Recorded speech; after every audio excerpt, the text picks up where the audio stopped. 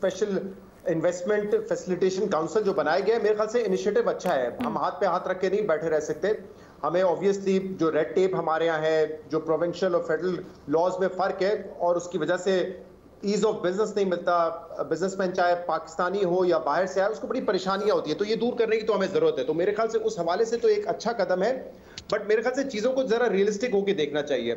आपको याद होगा जब सीपैक आया था तो उसको क्या कहा गया था कि ये पाकिस्तान का गेम चेंजर होगा पाकिस्तान के लिए। 2015 में आया था, 2030 तक ये प्लान सीपैक का था इन्वेस्टमेंट का, और कहीं पे वो प्रोजेक्ट्स बनने थे, कहीं पे इकोनॉमिक जोन्स बनने थे, और कहा था ये गेम चेंजर होगा। अब 8 साल के बाद देख लीजिए क्या पाकिस्तान के लिए सीपैक गेम चेंजर साबित हुआ है या नहीं हुआ। क्योंकि सीपैक के साथ साथ जो हमारे अपने करने के काम थे उसमें पॉलिटिकल स्टेबिलिटी तो है ही है, लेकिन जो माशी तौर पे हमें फैसले लेने थे हमने नहीं किए। तो वो गेम चेंजर के नाम से आया, और आप देख लें कि मईशत उसके बाद नीचे ही गई है। इसमें सीपैक का कसूर नहीं है, कसूर हमारा है कि हमने वो इकदाम नहीं उठाए अपनी मईशत के वाले से जो हमें लेने चाहिए थे। और अभी भी इसको जिस तरीके से प्रेजेंट किया जा रहा है कि ये फैसिलिटेशन काउंसिल जो है शायद मुल्क की तकदीर बदल देगा और इन्वेस्टमेंट की बारिश होने लगेगी पाकिस्तान में, मेरे ख्याल से इसको थोड़ा रियलिस्टिकली देखने की जरूरत है। कल मुस्तदिक मलिक साहब ने शाहजेब खानजादा के शो में कहा है कि 5 से 7 साल के अंदर 112 बिलियन डॉलर की इन्वेस्टमेंट आएगी। कितनी? 112 बिलियन डॉलर की। अलीना, ये जो साल गुजरा है ना, इसमें 1 बिलियन डॉलर की इन्वेस्टमेंट आई है, तो हम कह रहे हैं 112 गुना का इजाफा हो जाएगा। 112 बिलियन डॉलर की इन्वेस्टमेंट का मतलब है 30% of your GDP right now. तकरीबन 350 बिलियन की आपकी जीडीपी है, उसका 30% आप कह रहे हैं अगले 5 से 7 साल में आएगा इन्वेस्टमेंट के तौर पे। और अभी मैं देख रहा था उज़ैर यूनुस साहब ने अपने ट्विटर पे ये डेटा डाला हुआ था कि पिछले 20 साल में जो नेट इन्वेस्टमेंट आई वो 45 बिलियन डॉलर की है, जिसमें हमने अपने असास से भी बेचे, फ्रेश इन्वेस्टमेंट भी आई। अभी जो बात की सुहेल साहब ने लिबरलाइज किया अपनी इकोनॉमी को, उस वक्त पैसा आया। अब हम कह रहे हैं कि उससे तकरीबन 2 या 2.5 गुना पैसा हम अगले 5 साल साथ में ले आएंगे। बड़ा अच्छा है कि आप ऑप्टिमिस्टिक हैं, लेकिन इस हवाले से देखें हमें मजीद इकदाम करने की भी जरूरत है। हमें बाकायदा एक पॉलिसी शिफ्ट, रिफॉर्म्स लाने की जरूरत है, जो इंडिया ने करके दिखाया था। इंडिया ने सिर्फ ये नहीं कि अपनी इकोनॉमी को लिबरलाइज किया, उन्होंने अपने इंडस्ट्रियल सेक्टर के ऊपर मेहनत की। इंडस्ट्रीज को उन्होंने लॉन्ग टर्म पॉलिसीज दी, उन्होंने IITs बनाई थी जिसका आज वो फल बैठ के खा रहे हैं। तो हम अगर ये सोच रहे हैं कि ये सिर्फ एक काउंसिल बनाने से इन्वेस्टमेंट आने लगेगी, ऐसा नहीं होगा।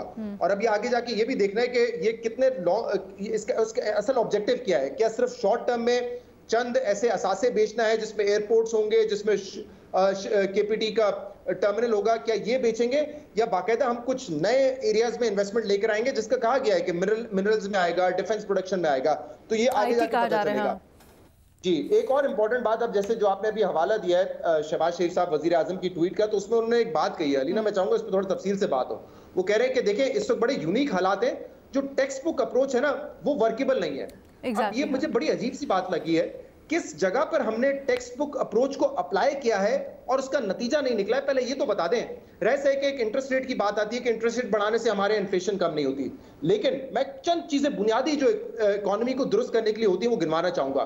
क्या हमने अपने टैक्स नेट को वसी कर दिया है जिसकी वजह से टैक्सेस में इजाफा हो? ऐसा हमने नहीं किया। हम इनडायरेक्ट टैक्सेस पे इन्हिसार करते हैं। मतलब आपकी तनख्वाह हो या कोई एक ऐसा शख्स जिसकी तनख्वाह 50,000 हो, 70,000 हो, वो टैक्स देता है, लेकिन कोई ज्वेलर होगा पाकिस्तान में वो टैक्स नहीं देता, वो टैक्स नेट पे नहीं आता, वो 3,000 रुपए देने के लिए तैयार नहीं है, एग्रीकल्चर सेक्टर टैक्स देने के लिए तैयार नहीं है। तो क्या हमने अपने टैक्स बेस को इस तरह वसी किया है? टैक्स बुक तो कहती है वसी करें, हम उन्हीं टैक्स पेयर पे बोझ डालते रहते हैं। फिर टैक्स बुक क्या आपको ये कहती है कि आप लॉस मेकिंग इदारे चलाएं, सफेद हाथी पालें जिनका सालाना नुकसान 1000 अरब हो?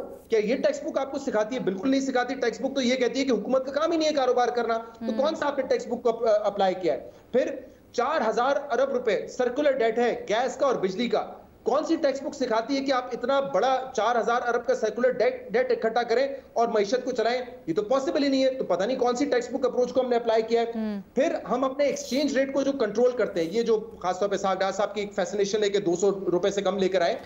अलीना इस साल $1 बिलियन मांग रहे हैं IMF से, और आपको पता है ये जो एक्सचेंज रेट हमने मैनेज किया है, पिछले साल के मुकाबले में हमारी रेमिटेंसेज में $4 बिलियन की कमी आई है पिछले साल के मुकाबले में। तो $4 बिलियन हमने सिर्फ इसलिए गवा दिए क्योंकि बाहर से जो पैसा आता है ओवरसीज पाकिस्तानियों का, वो हवाला हुंडी से आ रहा है, इलीगल चैनल से आ रहा है। $4 बिलियन का नुकसान हुआ है इस एक्सचेंज रेट को कंट्रोल करने में। फिर कोई हमारे लॉन्ग टर्म इंडस्ट्रियल पॉलिसी नहीं बनती जिससे आप एक्सपोर्ट्स को बूस्ट करें।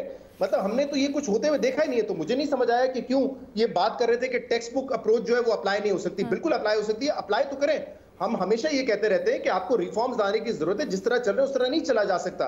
लेकिन आप देखें यहाँ पे एक रिटेलर होलसेलर पे टैक्स लगता है और सियासी चीखें शुरू हो जाती है। बिल्कुल दुरुस्त बात करें।